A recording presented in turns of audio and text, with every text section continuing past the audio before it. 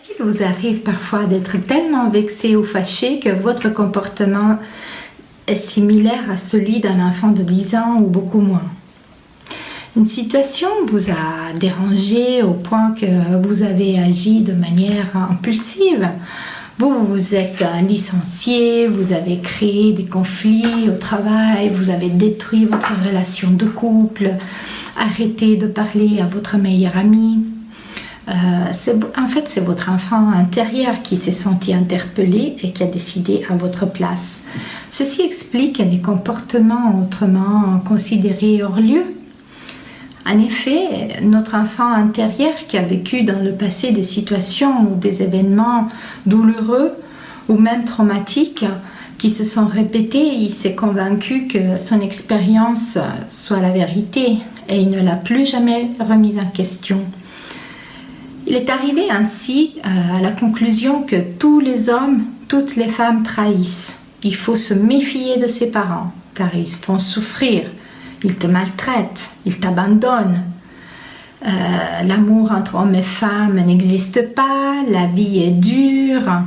Bien sûr, on peut trouver toutes sortes de souffrances ou d'injustices vécues par un enfant.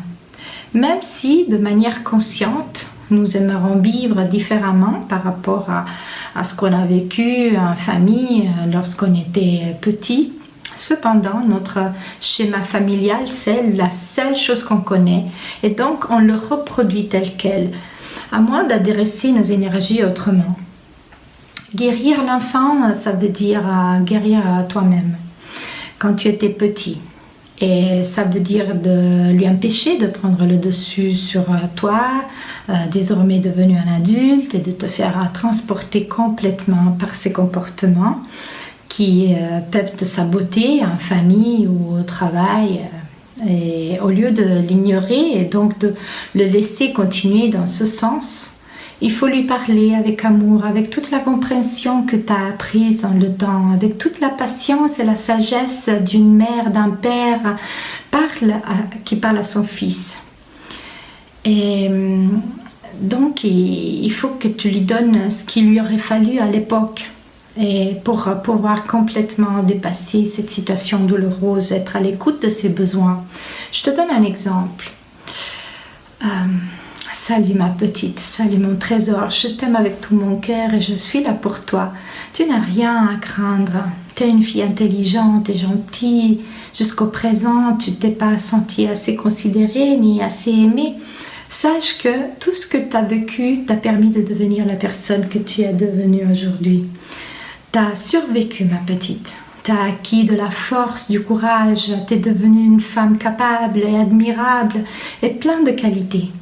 Tu n'as plus besoin de te comporter comme tu te comportes. Dorénavant, je vais te rassurer à chaque fois que tu auras peur et qu'une telle situation devait se représenter. Viens dans mes bras. Je vais te faire plein de câlins. Tout ce que tu mérites. Car tu es une bonne fille et je t'aime. Bien sûr, ça c'est un exemple. Tu peux sans autre utiliser les mots qui te viennent du profond de ton cœur, les plus appropriés, qui servent à te rassurer, qui rassurent l'enfant intérieur. Et même si au début ça pourra te paraître vraiment très bizarre, en fait il s'agit d'un entraînement et ça va devenir normal et de se parler gentiment, avec tendresse. Tu verras qu'au bout d'un moment, ton enfant intérieur ou d'autres parties de toi, des sous-personnalités, arrêteront de te saboter. Et tu deviendras ainsi plus conscient et responsable de ta vie. Tu deviens le créateur de tes résultats. Toutes les ressources de guérison sont déjà en toi. Il faut juste que tu décides de vouloir te prendre en main et de suivre ton guide et de te diriger là où c'est le meilleur chemin pour toi, qui t'apporte du bien-être pour toi, pour ton évolution en tant qu'être humain. Voilà, merci beaucoup de ton écoute et passez une magnifique journée.